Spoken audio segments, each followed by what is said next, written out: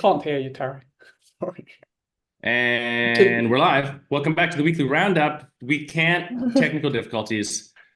Somehow Terry can't be heard. I mean, for the first time ever, we see Terry's mouth moving a bunch, So but no she's sound is gonna coming out. she's gonna do everything as a mime artist today. She will be miming all this, It's gonna be all this fun. stuff. Oh my goodness. So yeah, that's exciting. In any case, let's jump right in.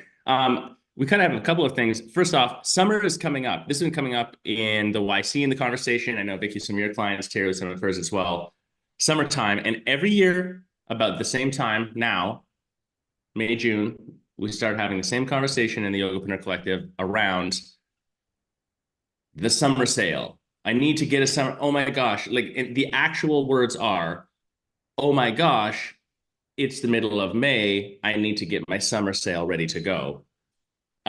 Which is, as a yoga business coach, the weirdest thing to hear because I'm speaking for myself, of course, here. I'm like, I actually a little bit, and this is no shade on anyone. I'm not trying to talk shit here, but it's like, I actually can't believe we're still having this conversation that like let's have a summer sale, or like that not even let's have a summer sale, that it's like an expected thing that you would do, and we're not even debating whether we should or shouldn't.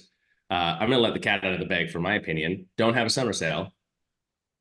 That's it. I mean, there are some asterisks to this. There's a way to do things in the summer to increase revenue and sales, and some of those are having a sale of sorts. But this model that we followed, especially in the mid 2000s, of like by the end of May, you put a sale on. It's like buy for the rest of summer for this discounted price. That thing, terrible idea. This literally sinks studios over time. We see it.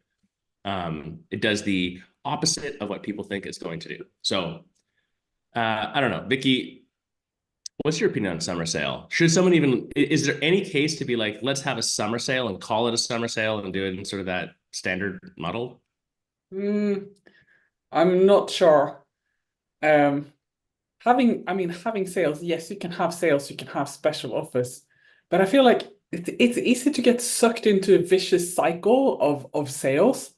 I've seen a couple of really bad examples of studios that used to do, maybe 3 or 4 a year, and then it just seemed to just keep escalating. And now there's not a time when they don't have some kind of sale on. I swear the only Yeah. email I ever get from this studio is another sale, and there's at least one every month about a new offer or a new sale.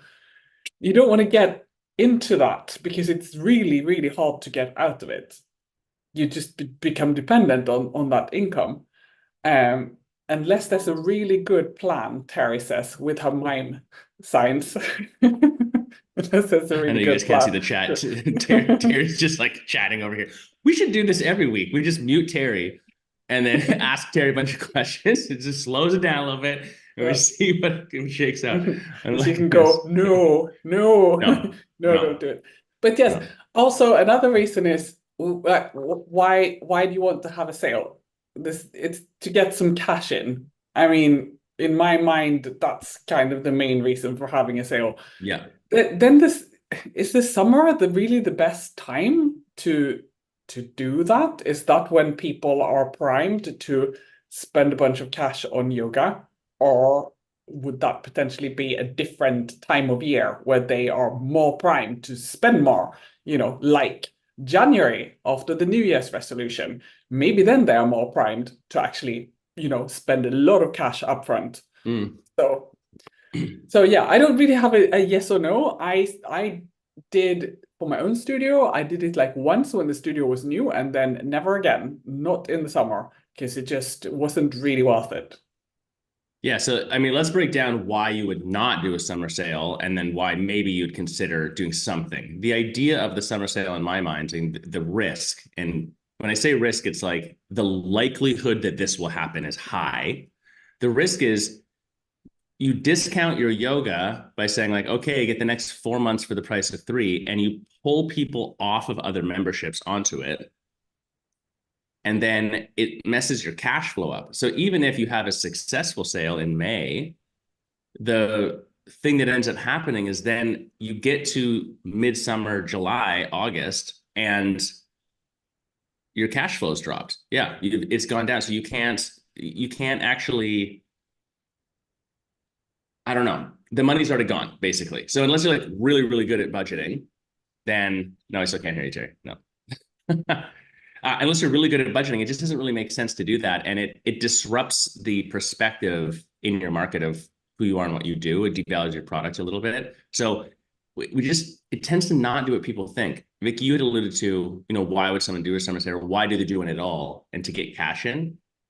I do feel like that's part of it. I would just also say, as a challenge question, and this would be for anyone listening, if you want to do a summer sale, ask yourself that question, why?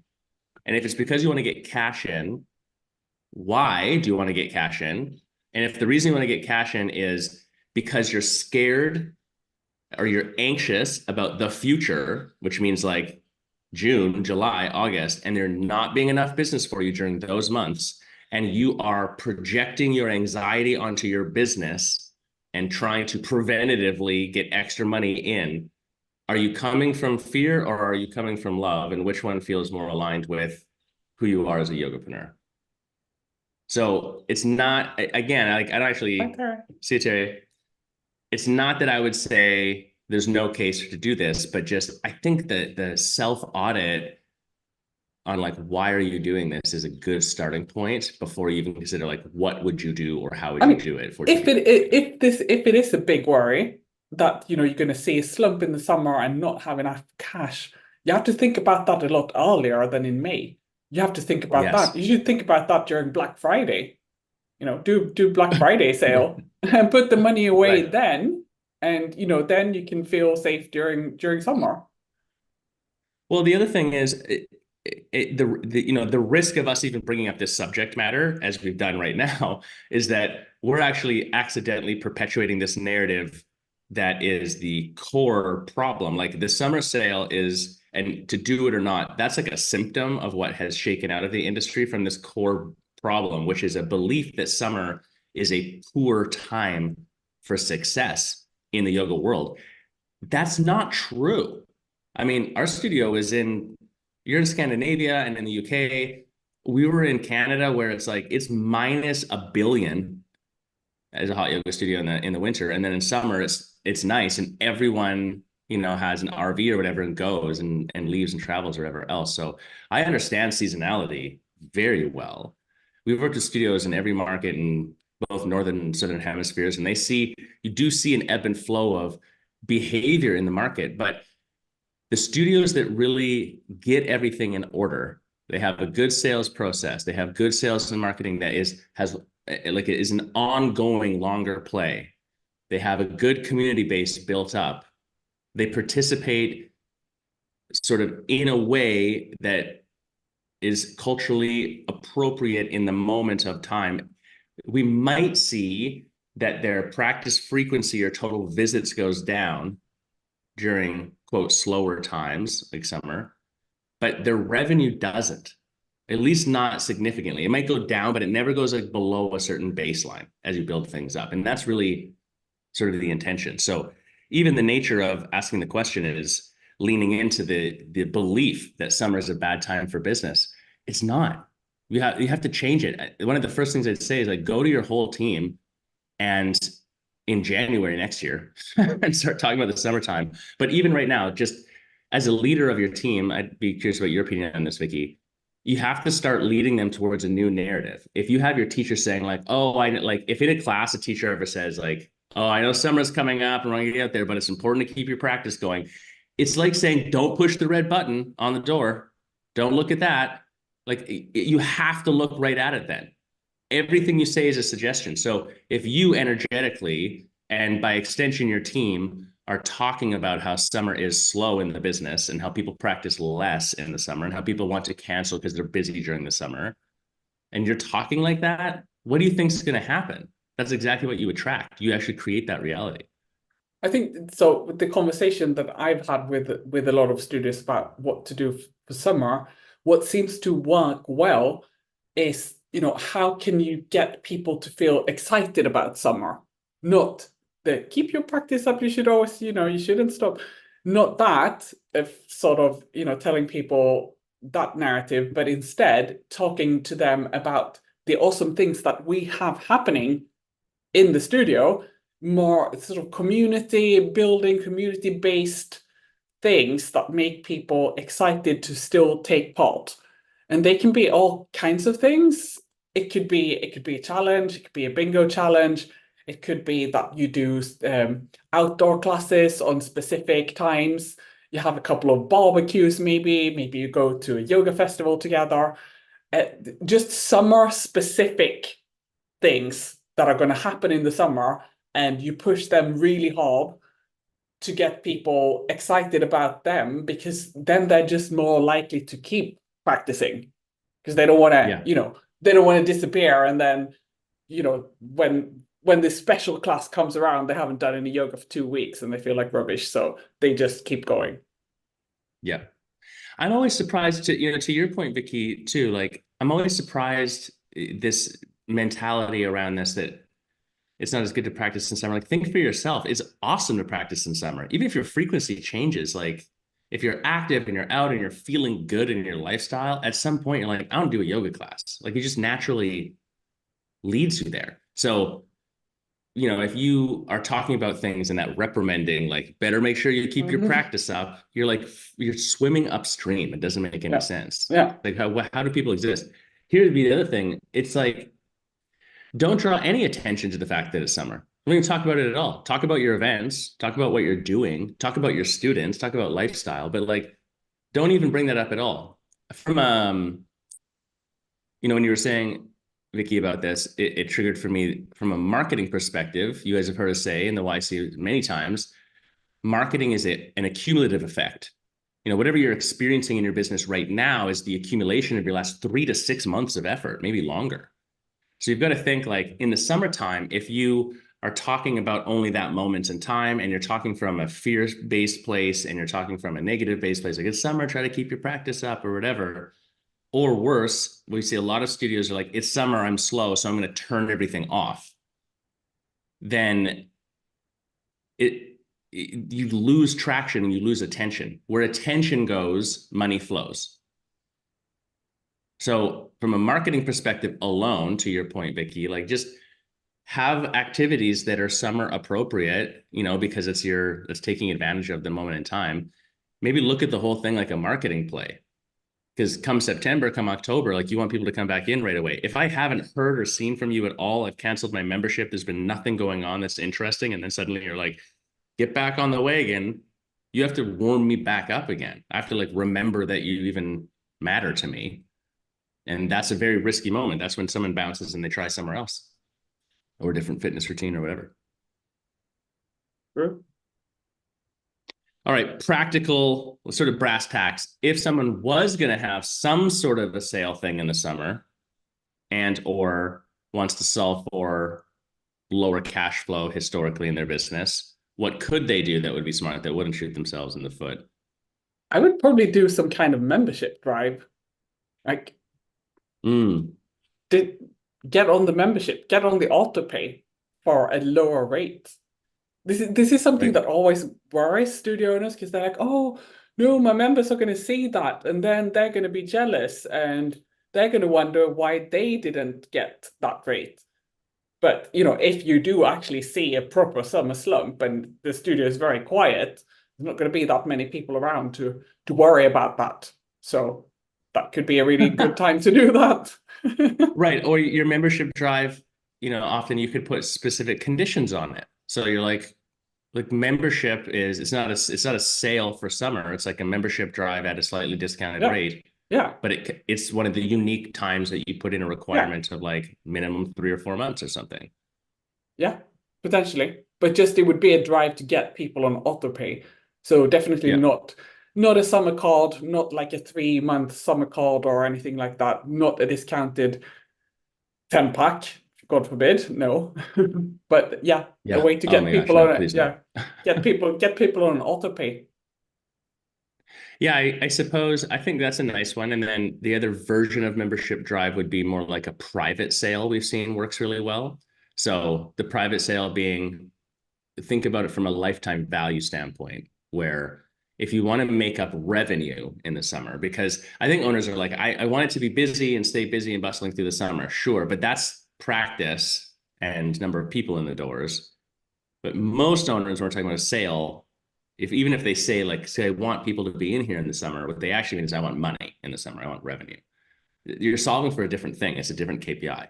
So be really clear on what you're solving for, because your strategy and your actions change. But to that point, I would just say, if you sell an annual membership, like summer is the one other time that I don't know if I'd have a public annual sale, but you can do sort of a private membership drive thing. Imagine if you had like an invite only wine and cheese yoga night at the studio, and the people that you invite on that night or that week have access to buying a sort of special person membership.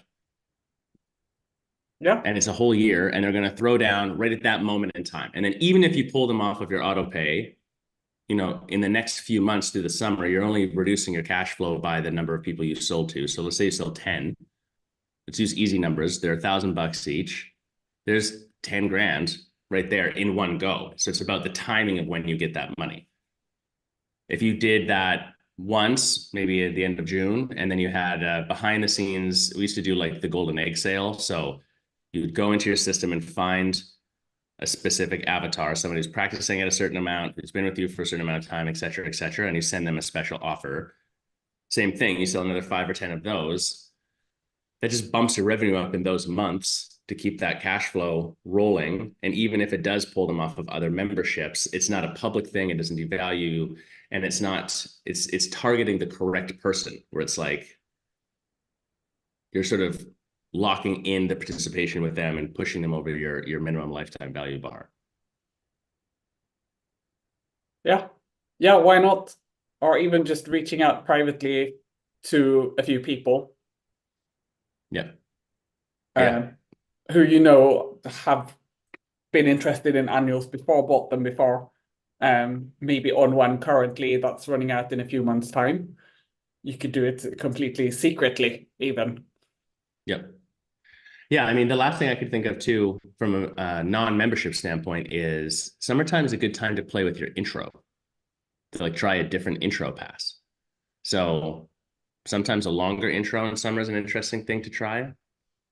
Obviously, you're targeting just brand new people, but you know, if you're ever going to do like a 2-month intro or a 3-month intro, not a sale for everyone, an intro pass, summer is an interesting time to play with that.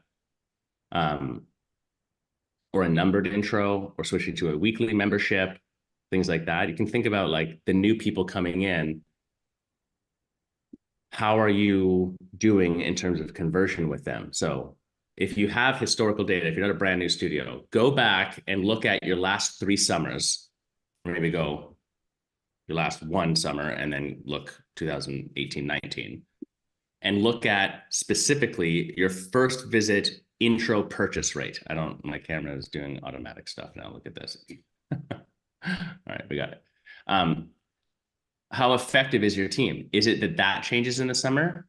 Maybe it doesn't, in which case don't mess with it. But if what you find is that your revenue is going down in summer, but also your conversion rates, like first people walking through the door, they're not coming back for another class, they're buying the intro at a lower rate, below your benchmarks, 70 to 80%, right?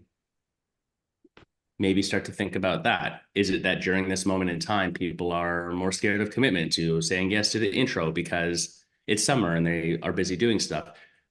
Give them an alternative option. Play with that instead. That alone can make a big difference. If you're only selling your intro half of the time, and then this year you sell it 70% of the time, like you should, that's the difference in revenue we're talking about in all studios that you're going to see in this ebb and flow. All right. Anything to add on this summertime? Nope. All right. I've got an interesting one. So Equinox just announced, actually a few of the larger gym, boutique gym retail outfits are doing this now. This like ultra premium membership. It's actually great that we're just talking about membership. So Equinox has launched a membership. It is $40,000 per year. So if you ever think we're charging quite a bit in my market. If there's an Equinox in your market, no, you aren't. You're nowhere near the top, not even close. You're not going to touch them. There's a lot of interesting things included in that, but honestly, like our studio offered the equivalent, and there's some gyms I know of right now that are offering the equivalent as their package, where it has like nutrition planning and coaching, sleep coaching, uh, 3 days a week, fitness personal training, et cetera, et cetera. But 40,000 a year, this like ultra premium thing. It's fascinating to me because we're seeing the intersection of like technology, technological science, like health science, and boutique fitness are all colliding right now. And the result of that is this sort of, let's call it what it is, elitist level membership is born, and people are buying it. So yet to be seen how exactly this fits into the yoga world, but I think it's an interesting conversation because I still find the conversation very common in the yoga world where we're saying like, I want to have a premium space. I want to be in a premium market. I'm that we have the best teachers and the greatest community, and we have this premium service of yoga. That's what a studio owner will say. But then they're like, but I don't want to raise my prices $10 because, yoga for everybody and make it accessible.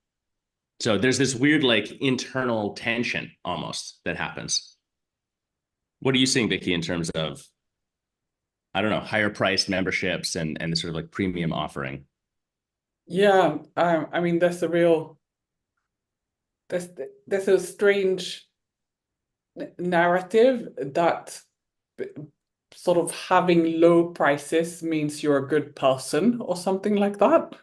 That means Oh, well you said. you Well know, said. I Yeah, want to do this for my community. I'm doing it to make yoga accessible. I want everyone to be able to do yoga, and that somehow makes you good. And then your business suffers and you suffer, and yeah, it's not good for anyone in the end. But that, holy yeah, shit. it's Vicky's spitting fire this morning. I like it. I like it. but you know what I'm talking about, right? Yeah.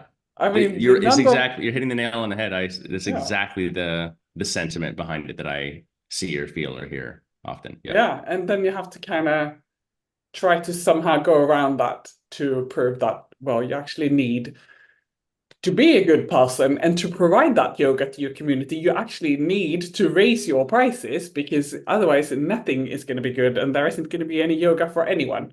So, Right. so anyways, Mm. apart from that, yeah, there's a real reluctance in general to raise your prices, but then to have something that's like a real, like a proper premium service. I don't know. I've really not seen studios doing it either. No, I don't think it's And caught on yet.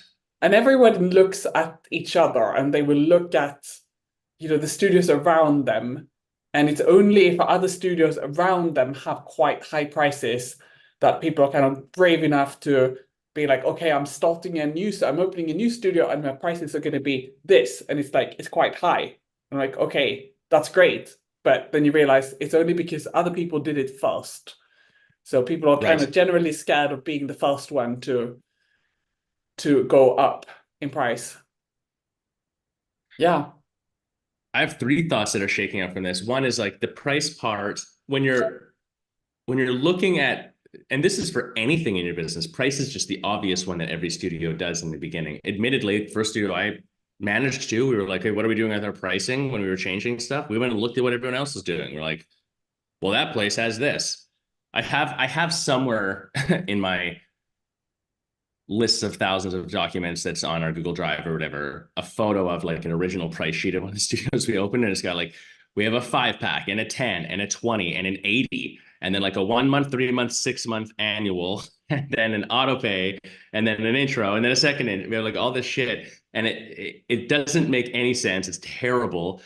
And I can tell you for sure that the price point there was just like the average of the market that we were in. We're like, that's what people pay here, and which was not true.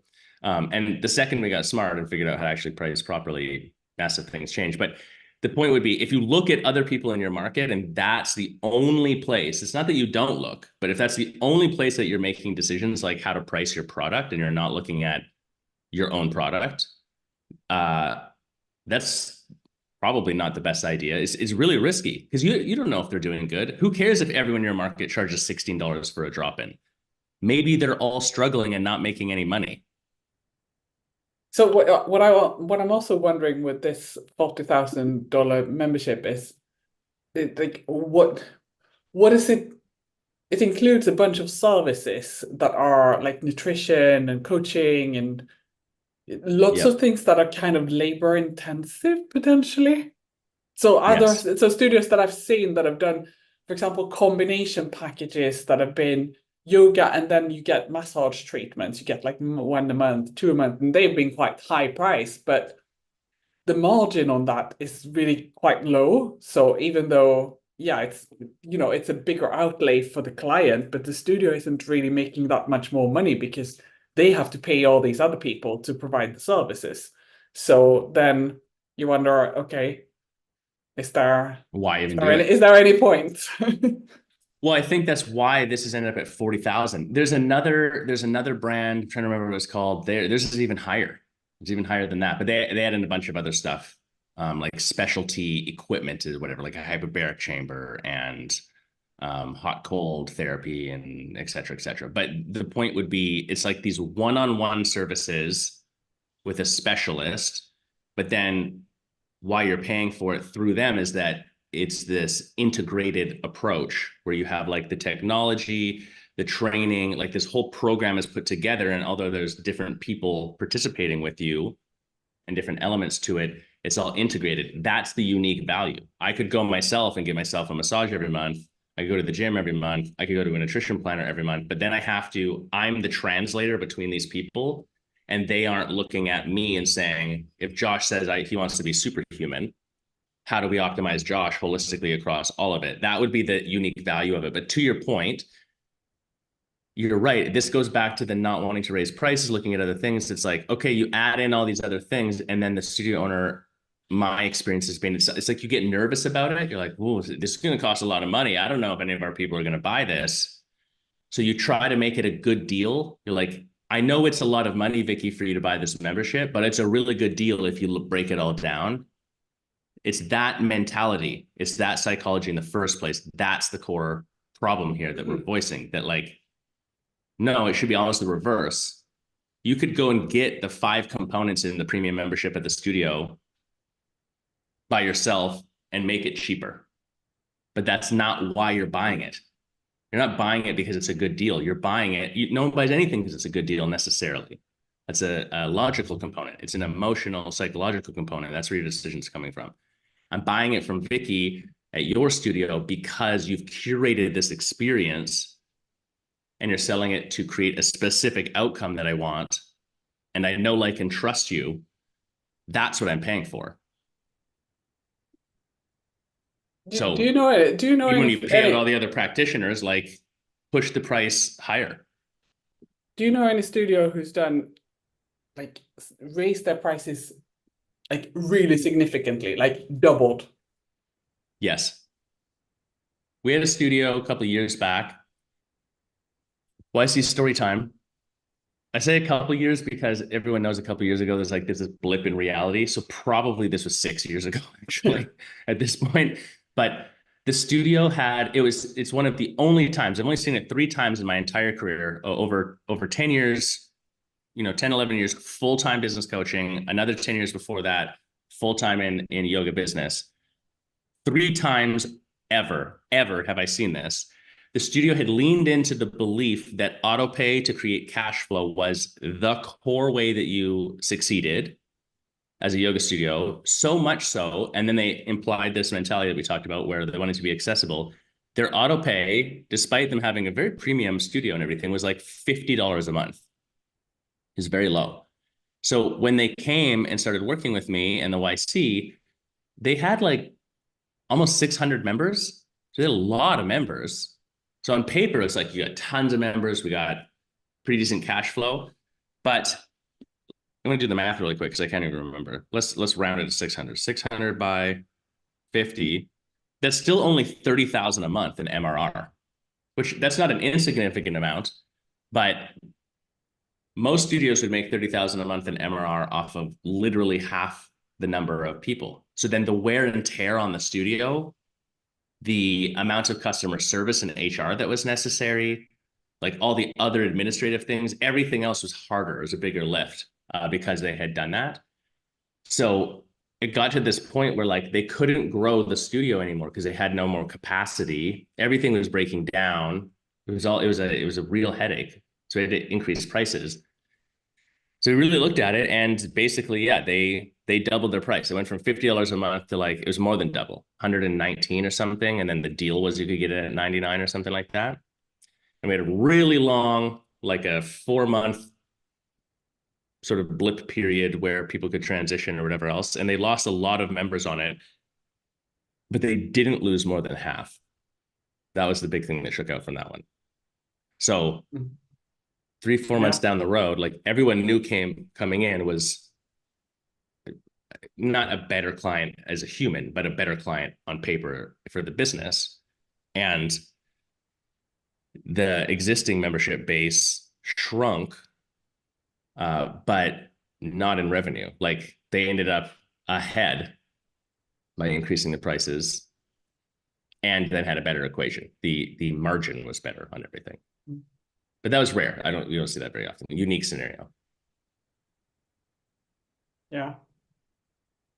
Yeah, I mean, I had a studio that they were doing Pilates and yoga though. I just had a look at their prices now. I can't work them out, but I know because some of the teachers that used to teach in my studio moved there, and they doubled their prices kind of overnight. And I don't know, what they told me was that the classes were really, really empty and it felt miserable. And I don't know.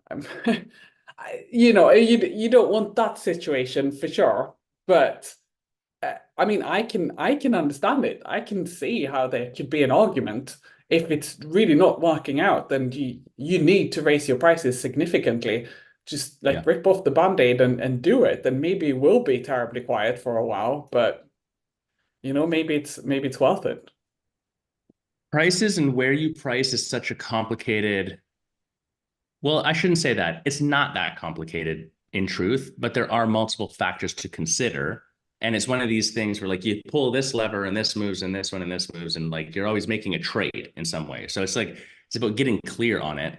I think that we hyper focus, like the yoga world hyper focuses on price too much often because we think that the price is going to make the impact that we want. The bottom line is this goes back to the super premium thing that like, okay, if you're going to, I want to get to the paying a higher lease rate thing too. Like if you're going to have a premium location and a premium studio, and therefore you would need to charge a higher price and you're going to have a premium product, that means premium would insinuate it's more value. Well, who determines value? You or the student? The student does. And then what is something that's valuable? Things that are valuable are things that have a guaranteed result. They're things that are highly desirable, like the dream outcome that you're saying is highly desirable. They're things that have low cost. I don't mean money. I mean like the amount of effort I put in, the sacrifices I have to make to get what I want. They're things that are very timely or that are very efficient. I can pay 25 cents to send a card to somebody, or I can pay $100 to send the same card, but it'll get there tomorrow. If I want it there tomorrow, I'll pay 1,000 times or 100 times the price to get it there because of the speed. So speed's a component of this as well. Like those are the things that make something valuable.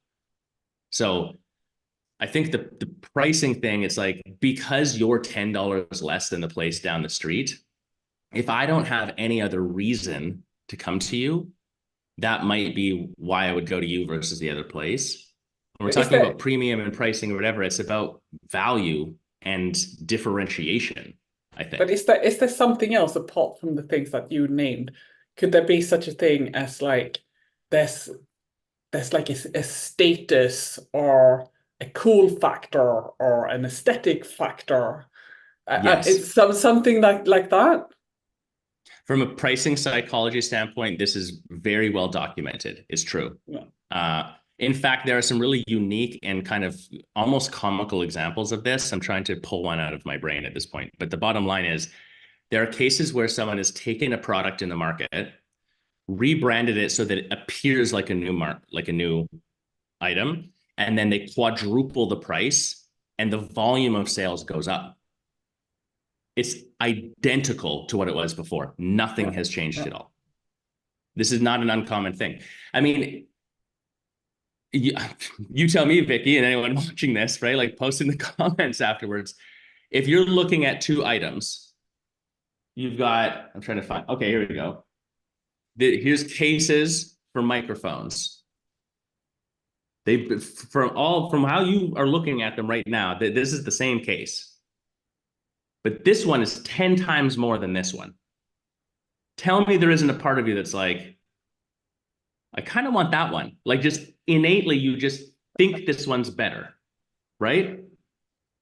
You might not want to pay 10 times more. Do you think it's 10 times better? Are you going to pay that? That's all different stuff. But the premium price thing does control our psychology on the perceived value of it. That is well documented. And there is always a group of people. And let me say this really clearly too. A group of people relative to the specific product that's being sold, I'll explain that in a second, that are willing to pay a premium price because they overvalue the product itself and they want the status associated with it, and they're willing to pay the premium price for it, even with someone else, even when like logically it doesn't make any sense. I like downhill mountain biking.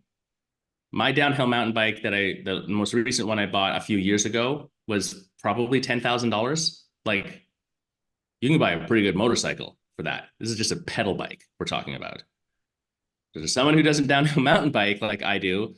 They'd be like, what the fuck are you talking about? That's insane. And can you get a bike with two wheels with the same geometry made by the same company that looks more or less the same for half of that price? Sure, you can. Actually, a quarter of that price. But to me, like, I value the specificity of what I got and whatever else. And I'm paying for the ultra premium version of it because I want all the bells and whistles. So that's relative to me. I'm just making that distinction that it's not a category of people that in the market always pay for the premium thing. It's relative to the product. So we were talking just before about this because I have a client who's considering taking on a new space, and it's an ultra premium space. I mean, this place it's nuts.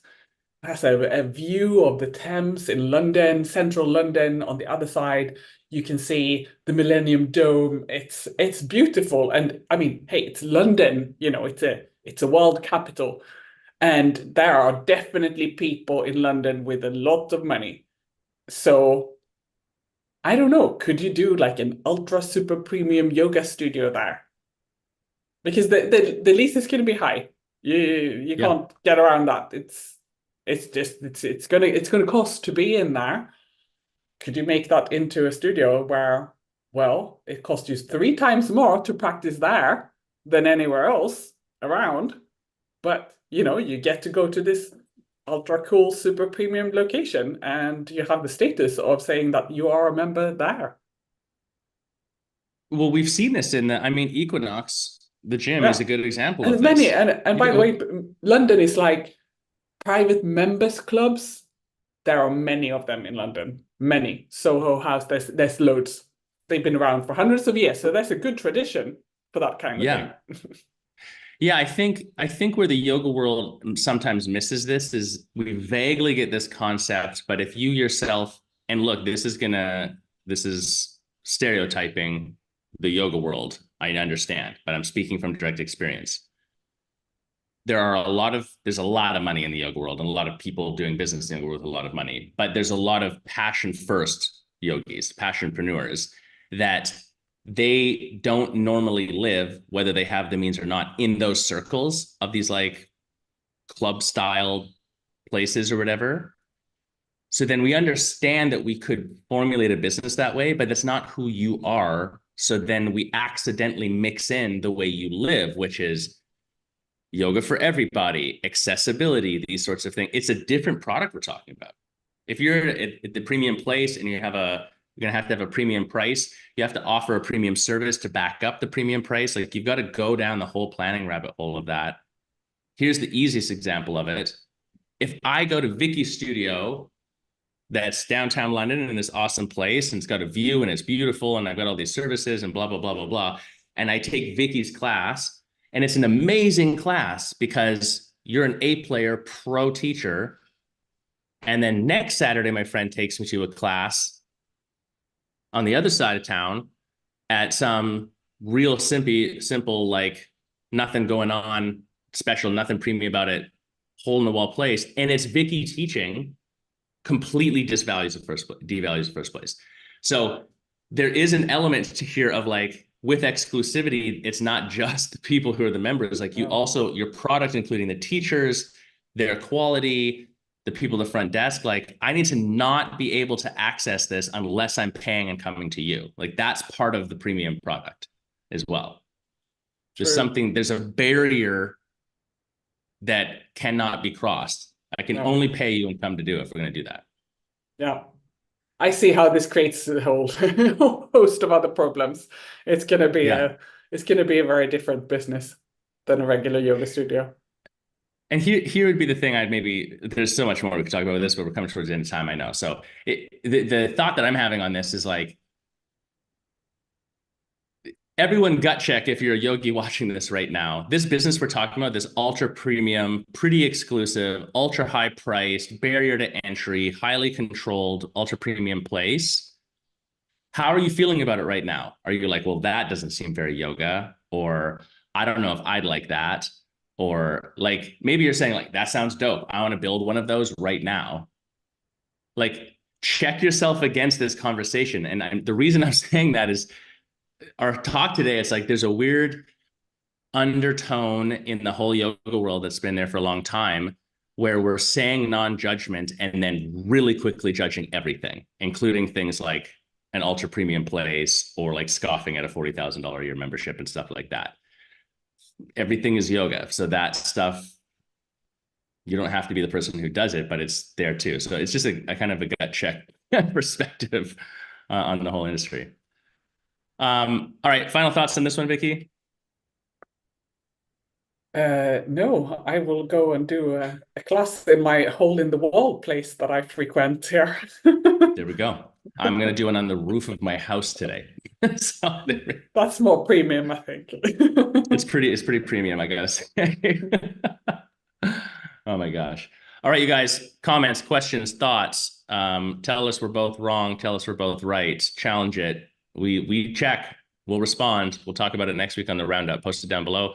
And other than that, have a great weekend. Go do some yoga. Go say some lives. That's it for now. Have a great weekend. Bye.